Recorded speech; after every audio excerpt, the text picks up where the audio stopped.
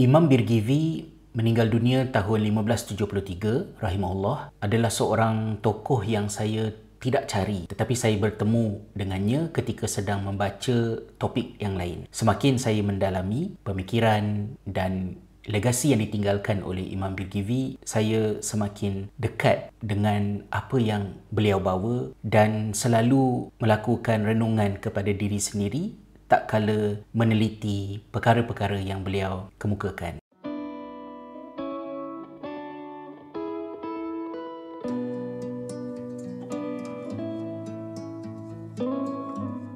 Hal-hal yang lebih mendalam berkenaan dengan Imam Birgivi dan pemikirannya, sahabat-sahabat boleh baca di dalam buku Kembara Menalar Diri Legasi Imam Birgivi yang diterbitkan oleh Jejak Tarbiyah. Namun apa yang saya nak sentuh pada hari ini adalah sesuatu yang begitu fascinating apabila saya menyemak kembali perkara yang telah disentuh oleh Imam Birgivi di dalam buku utamanya, iaitu At-Tariqah Al-Muhammadiyah, dengan apa yang saya telah pelajari pada hari ini berkaitan dengan ADHD. Di dalam buku At-Tariqah Al-Muhammadiyah, Imam Birgivi melanjutkan perbincangan yang berasal daripada pengolahan Al-Imam Al-Ghazali dalam kitab Ihya Ulumuddin. Namun apabila Imam Birgivi melanjutkan perbincangan mengenainya, ada banyak elemen tambahan yang menarik berkenaan dengan tingkah laku manusia di bawah topik akhlak, kerana sains moden memberitahu kepada kita bahawa apa yang menjadikan manusia itu manusia ialah antaranya otak manusia itu ada bahagian yang lebih advance jika dibandingkan dengan spesies lain, merujuk kepada fungsi-fungsi eksekutif yang dilakukan oleh bahagian prefrontal cortex yang menjadi isu kepada individu ADHD kerana adanya defisit-defisit tertentu di bahagian tersebut. Bila mana saya cuba untuk memahami otak manusia dan tingkah laku, emosi, perasaan, saya faham bahawa biopsikologi adalah bidang yang agak baru, iaitu apabila hal-hal yang berkaitan dengan tingkah laku manusia ditinjau daripada aspek fisiologi manusia. Pelbagai kajian terus-menerus dilakukan. Apa yang menarik perhatian saya berkenaan dengan Imam Birgivi yang saya hendak kongsikan kali ini adalah berkenaan dengan ulasan Imam Birgivi tentang akhlak. Sebagai seorang individu ADHD, saya memberikan perhatian khusus untuk memahami tentang fungsi-fungsi eksekutif yang dilakukan oleh otak manusia pada mengendalikan kehidupan seharian kita, kerana impairment dan juga gangguan yang sering dihadapi oleh individu ADHD itu berada di situ. Daripada 7 fungsi eksekutif yang dikemukakan oleh Profesor Russell Barkley, satu daripadanya yang saya memberikan tumpuan lebih khusus adalah berkenaan dengan emotional self-regulation, regulasi emosi kendiri. Regulasi emosi kendiri bermaksud perasaan yang dialami oleh seseorang datang daripada limbic brain, dan individu ADHD tidak mengalami apa-apa kecacatan organik pada bahagian berkenaan yang menjadikan gangguan emosi individu ADHD tak sama dengan orang-orang yang mengalami bipolar, gangguan bipolar, kerana bipolar datang daripada sesuatu yang terjadi di bahagian limbic brain. Tetapi seorang individu ADHD itu mengalami emotional dysregulation, gangguan regulasi emosi. Maknanya bila rasa marah, kemarahan itu amat mencabar untuk ianya dikawal dan memakan masa yang mungkin lebih lama untuk ianya diredakan, berpunca daripada defisit yang wujud pada bahagian fungsi eksekutif untuk mengawal perasaan tersebut. Kalau saya letakkan dalam ayat yang mudah, bila kita merasai sesuatu dari segi perasaan, bila kita marah ke contohnya, maka prefrontal cortex, bahagian hadapan otak manusia, mempunyai fungsi yang akan memberitahu kepada perasaan tersebut bahawa contohnya bertenang, jangan bertindak mengikut perasaan tersebut, kerana kalau ikut perasaan tu nanti ini kemudaratannya. Jadi dalam erti kata yang lain, apa yang kita rasa dengan apa yang kita fikir itu bersinergi. Apa yang kita fikir membantu mengawal apa yang kita rasa. Orang ADHD akan mengalami perasaan yang sama macam individu bukan ADHD, tetapi emosinya itu apabila ianya escalating, menggelegak ke contohnya, proses untuk meredakannya itu lebih rumit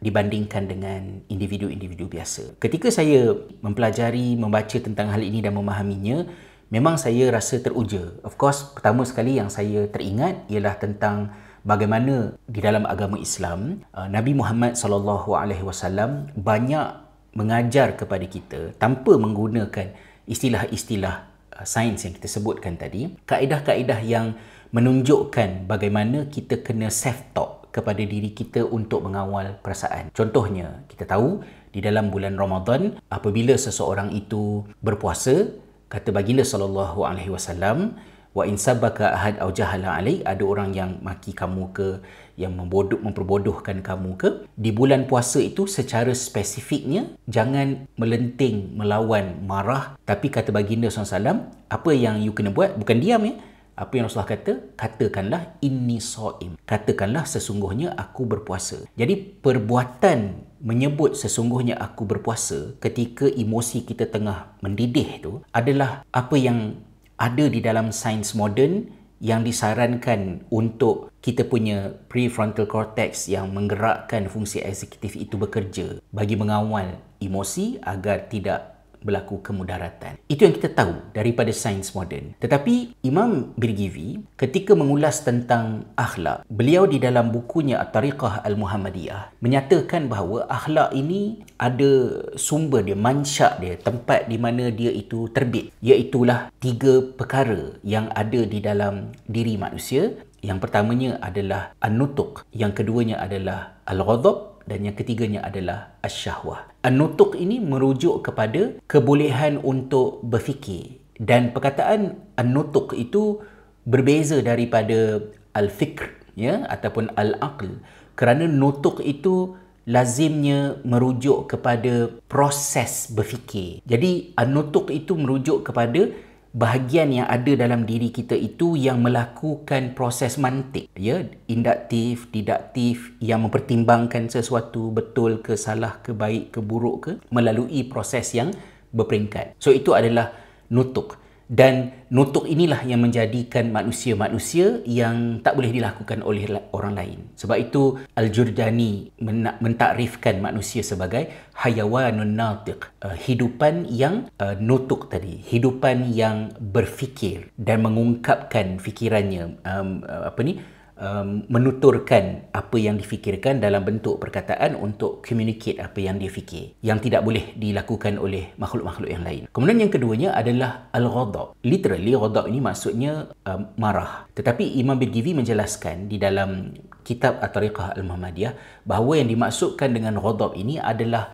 satu dorongan dalam diri untuk melawan bila mana ada sesuatu yang kita tidak setuju dengannya. Jadi al-ghadab itu ialah komponen kedua kepada akhlak. Manakala yang ketiganya adalah asyahwah. Syahwah ini bukan nafsu syahwat yang keji ni tadi. Syahwah itu maksud dia ialah adanya di dalam diri emosi yang menjadikan kita mahu kepada sesuatu. So, 3 perkara ini adalah enjin kepada akhlak. Apa yang menjadikan seseorang itu berakhlak dengan akhlak yang baik ialah apabila nutuk yang ada dalam dirinya diguna pakai untuk membimbing ghadab dan syahwah. Maknanya bahagian berfikir, memproses fikiran tadi berfungsi untuk mengawal ghadab dan syahwah. Dan seseorang itu akan rosak dirinya jika ghadab dan syahwah, emosi positif negatif tadi adalah apa yang menguasai diri seseorang hingga mengalahkan mantik yang ada pada dirinya. Bagaimanakah akal fikiran manusia boleh terbabas bila mana berfikir melampau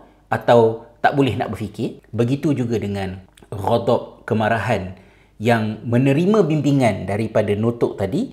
Jika dia baik, dia menghasilkan keberanian. Jika dia rosak, dia akan menyebabkan seseorang itu degil, keras kepala, nak buat benda-benda yang berbahaya dan menafikan nasihat, menolak nasihat yang diberikan kepadanya. Ataupun dia juga boleh menjadi seorang yang kalau tidak ada ghadab, tidak ada rasa marah, sehingga kalau ada apa-apa yang berlaku pun tak ada rasa nak melawan pun, maka dia menjadi seorang yang pengecut, seorang yang pasif, yang tidak responsif terhadap apa jua yang berlaku. Sehingga kalau hak sendiri dirampas ke orang ambil duit kita, ke orang rompak saja pun, si luncai terjun dengan labu-labunya, biarkan macam tu kan.